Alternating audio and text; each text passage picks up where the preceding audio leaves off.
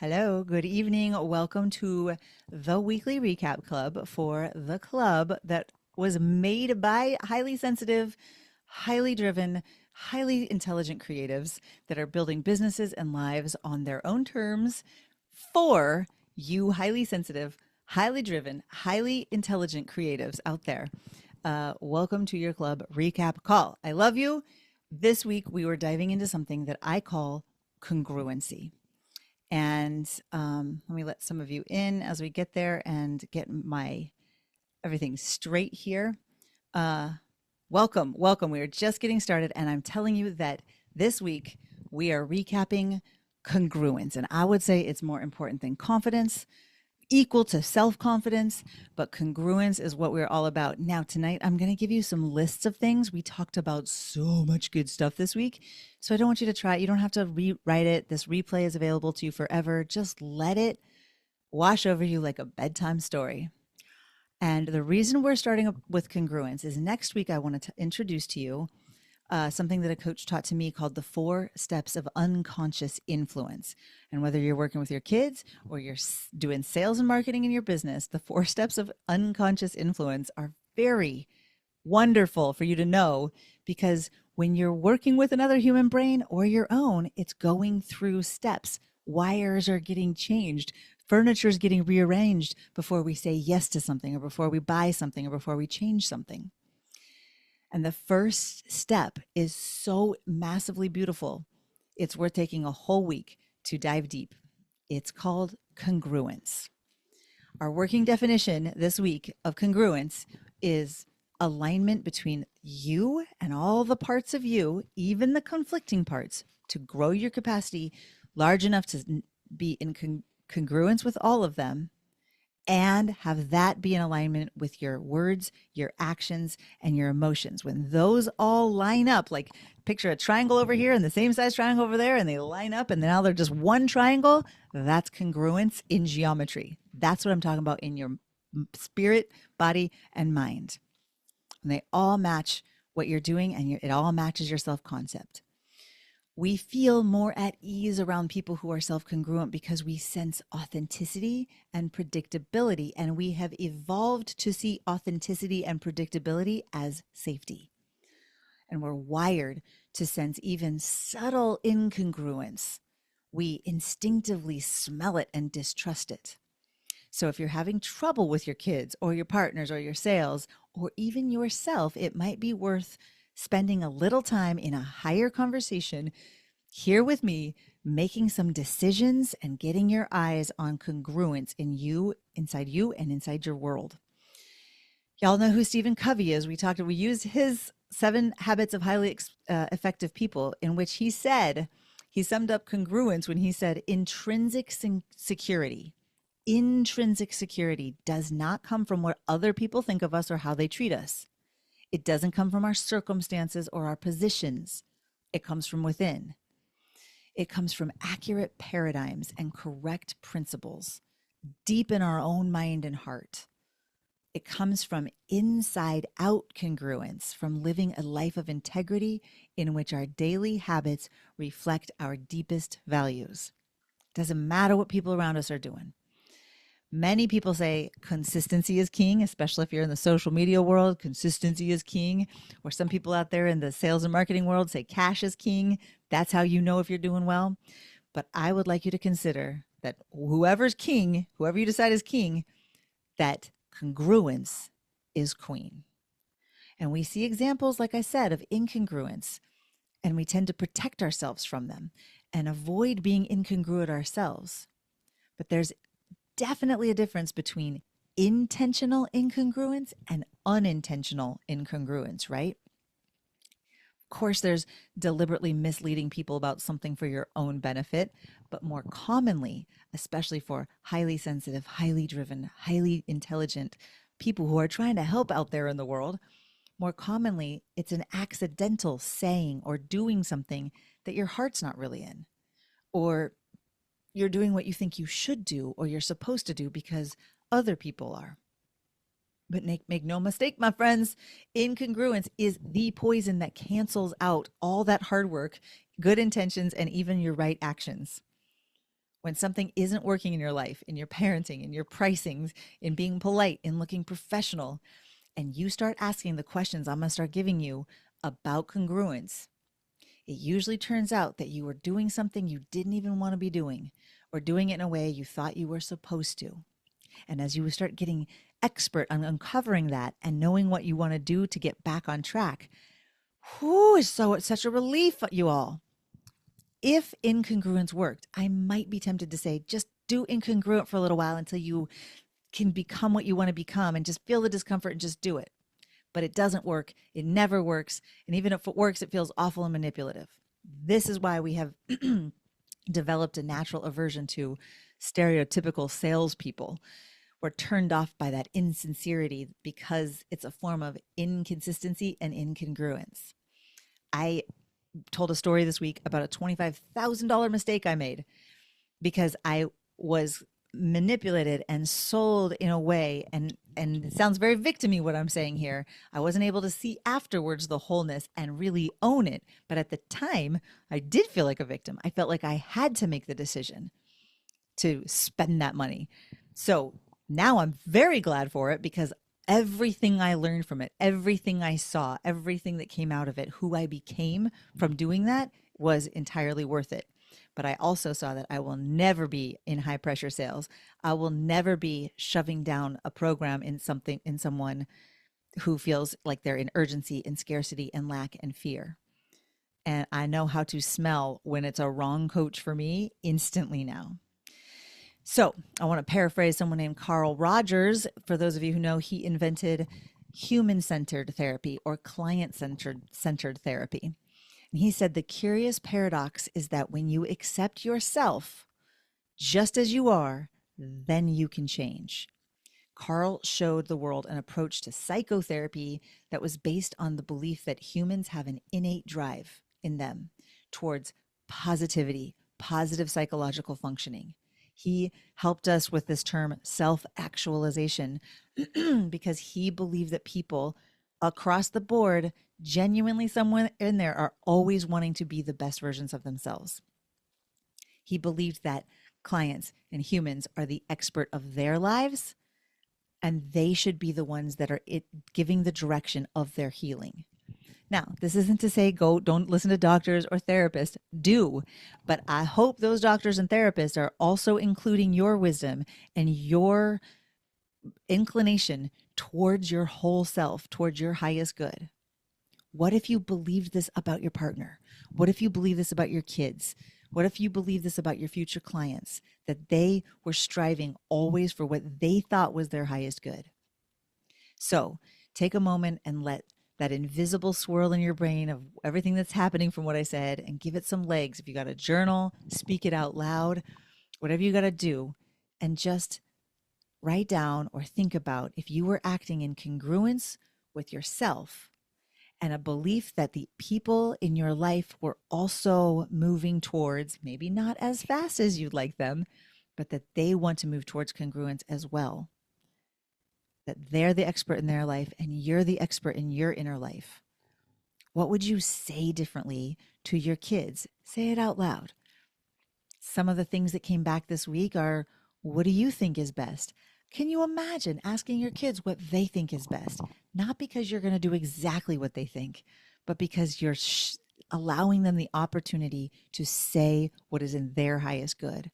What do you want to try? How can I support you? Well, let's try your idea. It's worth a try. What else is important? What's even more important than that to you? What would you say to your partner? Take a moment right now. Think about it. Would it be something like, well, I might not like it, but I support you? Would it be a simple, okay, where normally you'd say, I don't like it. Don't do that. I need you to do this. What if you just say, okay, you do you? Maybe you'd say, just sounds like this is really important to you, honey. And that's it. What would you say to your customers, present or in the future? Say it to them now. Maybe you'd say, tell me your thoughts. Maybe you'd say, I don't know what you need. Tell me what you think you need, and I'll get to work designing how I can help you do it. You might ask them what's most important to them and tell them that you are there to support them. We can debate all day about the examples that prove individuals have also inclination towards wrong self actualization. But what matters is what you believe, what you value, and what you do for yourself and about it. When you align with the belief that your clients, your people, your spouses, your kids, that they want to move towards self actualization, when you see that your kids want to feel better and do better, when you see that your partner wants ultimate evolution towards their highest good, I want to offer you a little checklist to move through when you're having trouble as you start seeing these things, a way to check in with some of your inner parts as you expand your capacity to live congruently. This is the part where I'm going to say a lot to you, and you're just going to let it wash over you, and what sticks, sticks. Leave the rest for now. Congruency checklist for you. Ask yourself when you're feeling off, when you're feeling out, am I coming from who I really am? Am I coming from enoughness versus trying to solve that I'm worthy right now, or as long as I do more and do better, then I'll be enough? Am I trusting my body? Now, that does mean knowing the difference between discomfort because you're growing and discomfort because your body's saying, hold on, intuition says stop. Am I coming from as honest a place as I can? Am I acting from my values? Am I acknowledging what feels great and what feels right? Am I benevolently turning away from what is not congruent? Am I saying no, even though it's painful, because I'm turning towards congruence? Am I caring for myself too, like as in also, and first? Am I caring for myself too and first? And am I being my own advocate and cheerleader? Those were some of the checkpoints. Let them wash over you. We also talked about how when it comes to congruence and persuasion, advising someone all the way through to completion towards good, time and money management come after values money management. Time and money management comes after values management. So, what do I mean by this? Whether you're a mom, a volunteer, a party planner, or a business owner, whatever you're up to, you are in some way. I hate to be the bearer of bad news. Don't shoot the messenger. You are the head of your sales and marketing department. Take it on, accept the role. You're the head of your own sales and marketing department. Sales being defined here as service, being of service, and marketing being defined as messaging that actually helps people. Sales and marketing. If you're highly sensitive, highly driven, and creative, you are selling and marketing all day long. Time and money tend to be a ledger-based trade-off conversation. You have to choose this or that. You can do this with your time or that with your time. That's kind of a cool limitation. I know it doesn't always feel cool, but it's a true limitation, and it has made great things happen because we invent things due to limitations. But values is not a ledger-based conversation. It is a both and conversation. You can hold opposites at the same time. Different parts of you can value different things, and you can be a whole human and see what the values are. Before meeting your people, if you are, like, whoever it is, before speaking a word with your people, if you're congruent with all the parts of yourself and you feel aligned with a value that you're offering, the service you're offering, the price of what you're offering, it's so much different. You speak freely and honestly and straightforwardly because you don't feel like you have to distort or exaggerate or hide or convince or manipulate. If you genuinely love this chocolate and you want to share it, that's a very different sharing than if you think you should share that chocolate, or it's a medicinal chocolate that you want your kid to eat, or whatever the case is. Very different vibe that comes from you. You show up from a genuine spirit of service because you are already whole and sufficient on the inside. So manipulation, there's just no need. People sense that. Kids sense that.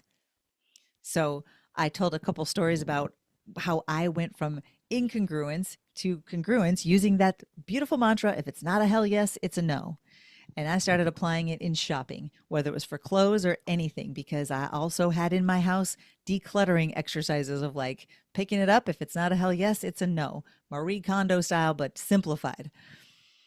I would even ask sentences that I really wanted to say or text I really wanted to send. If it's not a hell yes, it's a no. Foods that were going into my mouth.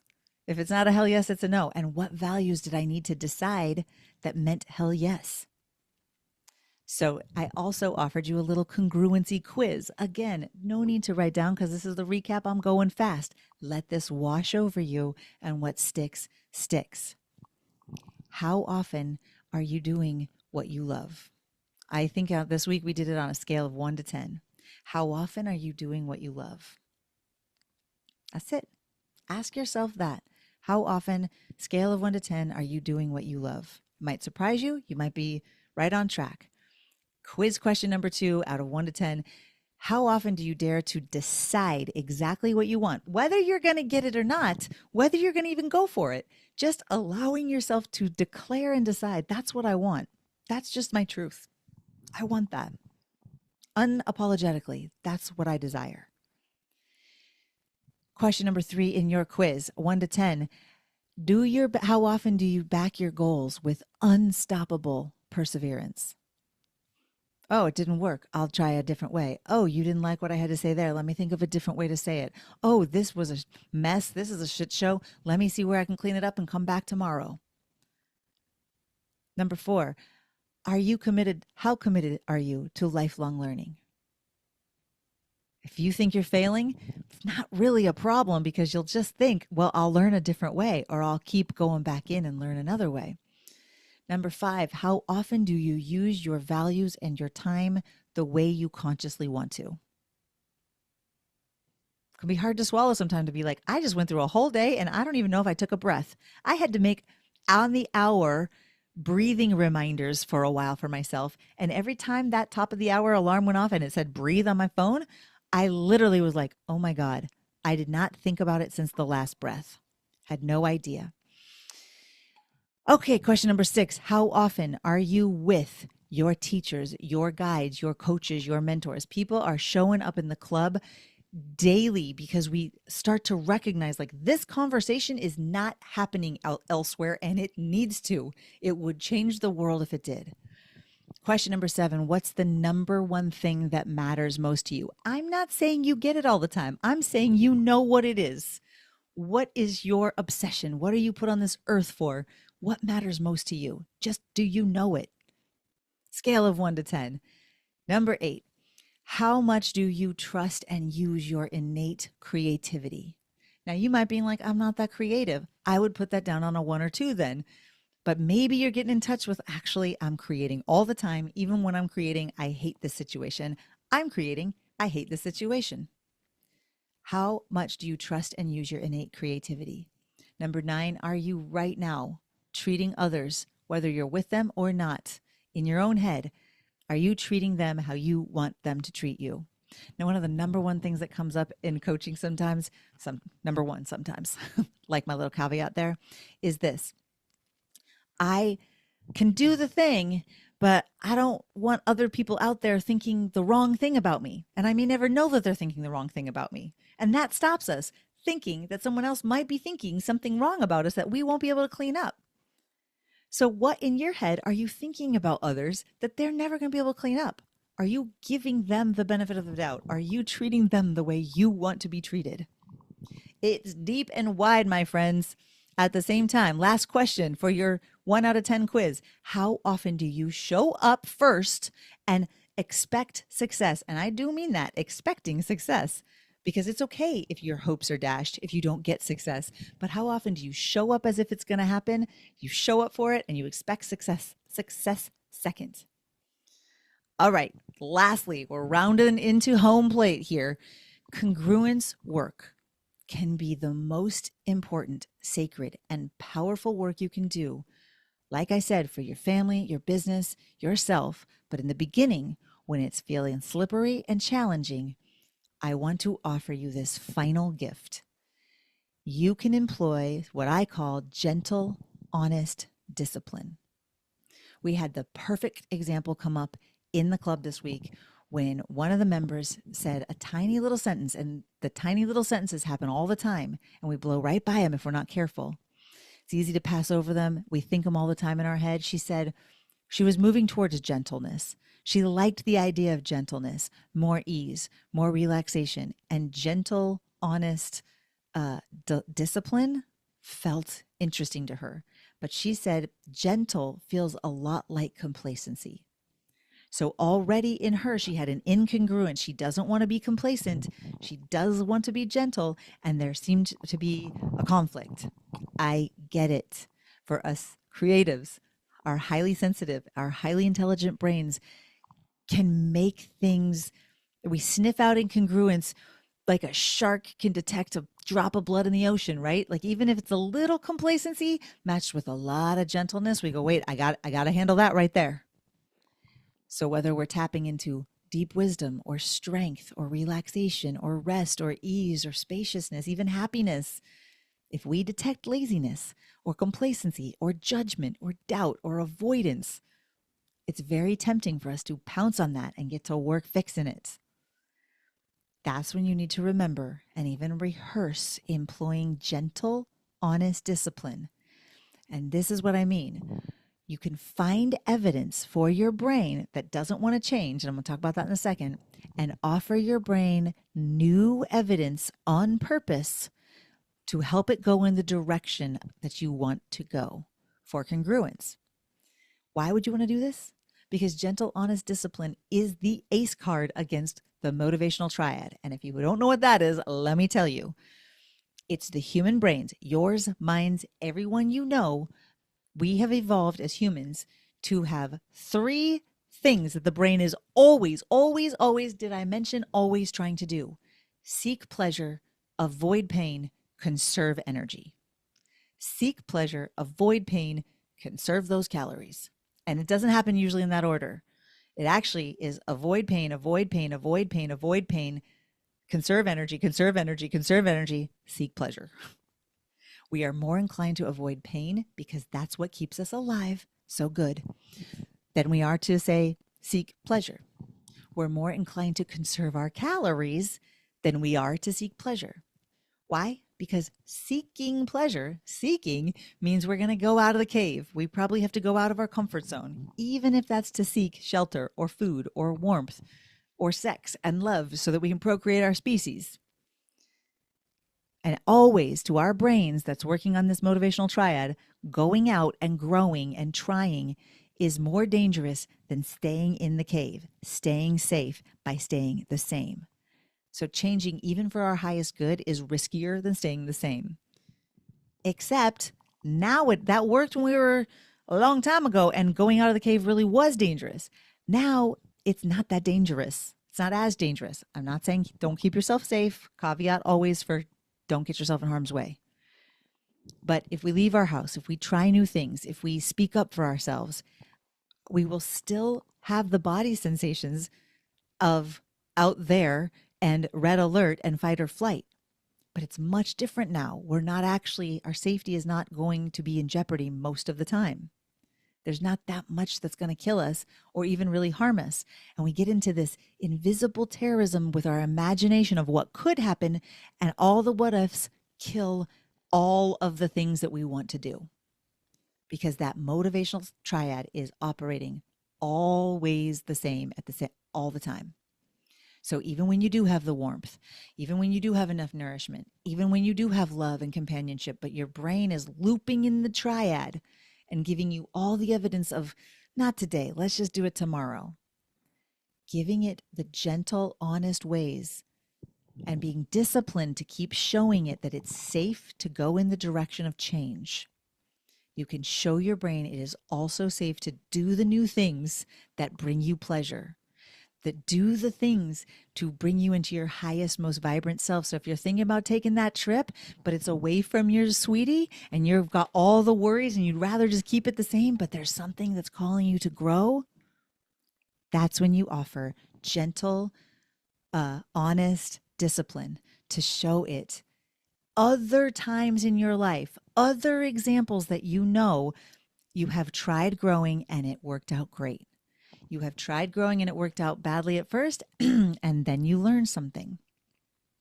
So, as a final little parting offer gift this week, I made you a cute little nursery rhyme quiz, or not quiz, sorry, nursery rhyme, period.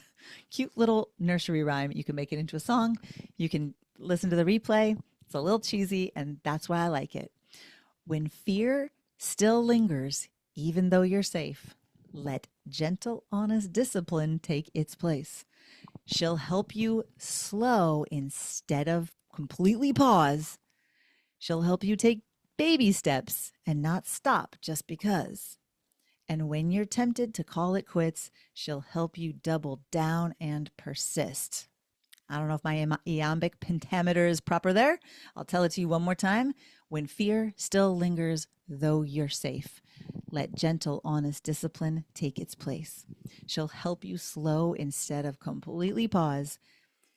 She'll help you take baby steps and not stop just because. And when you're tempted to call it quits, she'll help you double down and persist. So that is what we talked about this week in the club: congruence and gentle, honest discipline. We have different words. Sometimes it's generous discipline. I kind of want to spell even gentle, honest. I want to spell honest wrong. I want to make it an O so it can be a little God acronym: gentle, honest discipline. But that would require some misspelling, and I don't know if my psyche can take that. Okay, it's been a pleasure. I love you all, and I'll see you next week on the recap of the club. Mwah.